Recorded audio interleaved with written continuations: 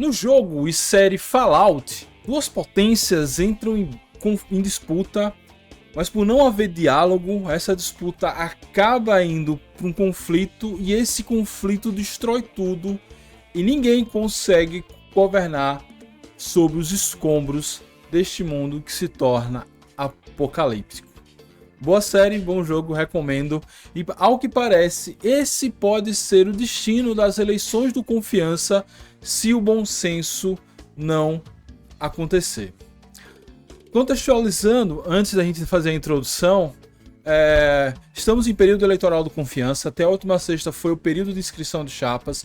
Duas chapas se inscreveram. Uma chapa foi aceita, a outra não foi aceita. A que não foi aceita agora tenta impugnar a primeira. E na briga de quem tem razão, pode ser que não tenhamos eleição, que o planejamento da importante temporada de 2026 seja atrapalhado ou adiado. E no final, e bate na madeira, não hajam vencedores, só haja um perdedor. A Associação Desportiva Confiança. Meu nome é Mike Gabriel, você está no canal Dragão de Aracaju. Vamos falar sobre a eleição e toda essa novela, esse quiprocó, essa confusão que, ao meu ver, por enquanto, ninguém está com a razão e a falta de razão acaba levando todos a um possível problema ainda maior no futuro. Vá deixando seu like, se inscrevendo no canal, ativando as notificações, considere se tornar membro, você me paga um cafezinho todos os meses, pra gente poder aqui manter vocês informados e falando sobre essas coisas do Confiança, tentando aprofundar um pouco mais alguns debates, principalmente nesse tempo aí de muita pancadaria política. Vamos contextualizar, falar um pouquinho dos fatos. A eleição do Confiança acontecerá, supostamente, neste sábado, dia 27, e até a última sexta-feira, dia 19, era a data para inscrever as chapas. A primeira chapa, formada pelo Petrúcio, atual vice-presidente do Confiança, mais o vereador por Aracaju, Vinícius Porto, ambos conselheiros do Confiança, se inscreveu sem grandes problemas e na sexta-feira foi feita a tentativa de inscrição da chapa de João Marcelo e Felipe Heleno, mas essa inscrição não foi aceita. Essa inscrição não foi aceita e aí a gente já tem alguns problemas. Primeiro, a comissão eleitoral, liderada pelo ex-presidente do Confiança, Luiz Roberto, não aceitou a inscrição. Ao não aceitar a inscrição, ele não documentou esse fato, não recebeu os dados para poder posteriormente impugnar a chapa, caso a comissão eleitoral constatasse falhas na documentação dessa chapa, porque foi isso, a falha na documentação, que o ex-presidente Luiz Roberto falou para não aceitar a chapa. Como não aceitou a chapa, como eu falei, não documentou e não mostrou os erros, não mostrou que os comprovantes apresentados não contabilizavam os 24 meses ininterruptos e nem no sistema ele apresentou alguma coisa. Ao não receber, ele não documenta nada. Por outro lado, o João Marcelo promete entrar judicialmente em relação a isso, mas ele não mostrou os documentos que dariam a condição de Felipe Heleno, seu vice-presidente, poder se inscrever sua chapa. Porém, eu falei com ele por esses dias, ele afirma que tem esses documentos e que aparecerão no momento oportuno. Esse foi o primeiro problema, foi o problema da sexta-feira, que a gente passou o final de semana e a segunda-feira discutindo. Agora, a partir de notícias de rádio, conversas em grupos de WhatsApp, surge dois novos problemas. O primeiro problema, supostamente, Luiz Roberto não estava na ata de definição da comissão eleitoral quando ela foi feita.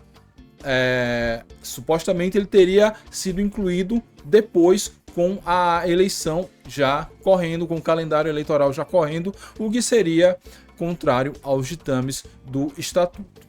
Por outro lado, existe também a acusação que Vinícius Porto, vice-presidente da chapa de Petrúcio, não estaria com suas contribuições ao Conselho paga. O Estatuto do Confiança e a regra eleitoral diz que os proponentes precisam estar com suas contribuições em dias, sejam eles sócios, sejam eles diretores executivos, sejam eles conselheiros.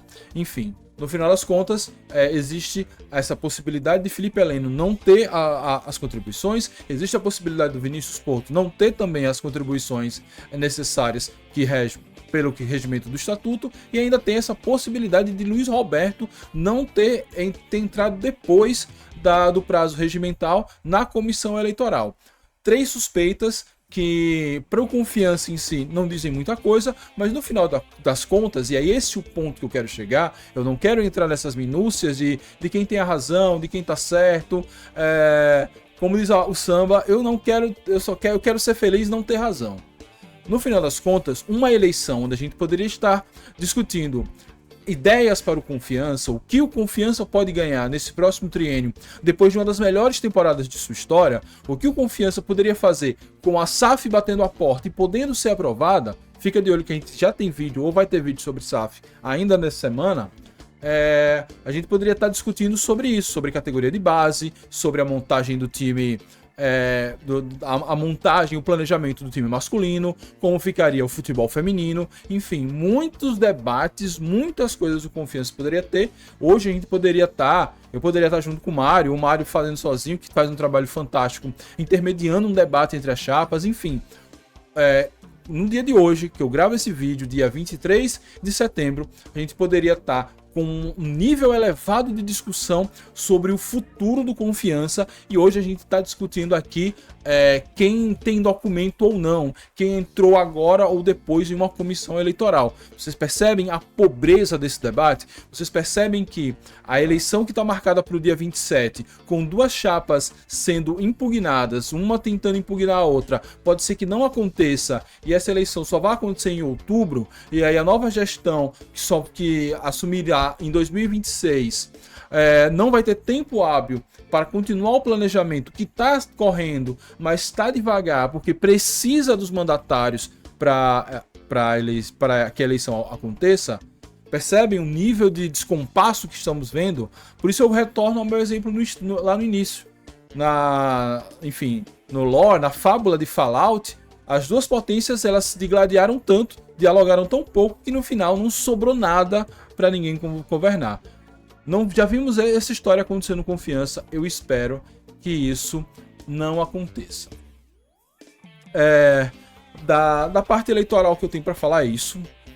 Esses são os fatos que eu trouxe até agora, e esse é o lamento. Felizmente, a eleição do Confiança ela está muito marcada pela fofoca nos rádios, pelo desgaste entre as partes, pelo esvaziamento mesmo das propostas do debate, do que queremos com Confiança mais para frente, e não à toa essa eleição nós estamos mais esvaziadas em termos de conselhos. Nós não conseguimos que torcedores o suficiente se candidatassem aos conselhos, ou seja, temos menos pessoas inscritas do que vaga para conselheiros. O conselho, depois de eleito, vai ter que indicar essas pessoas.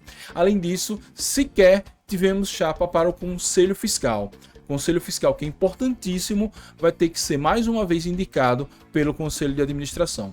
Ou seja, em um momento onde a política do Confiança se esvazia, a gente pega a chapa da direção, da diretoria executiva, que poderia ser o motor para fazer essa discussão e tornar o Confiança ainda maior, em uma briga política que até o momento não encaminha para lugar nenhum. Não estou tirando a razão, não estou tirando os méritos de quem busca os seus direitos. Eu estou lamentando que precisamos chegar a esse ponto, que não conseguimos dialogar, que não conseguimos fazer valer o bom senso à luz do estatuto, para que neste momento estivéssemos em uma discussão bem mais proveitosa para as eleições do Confiança.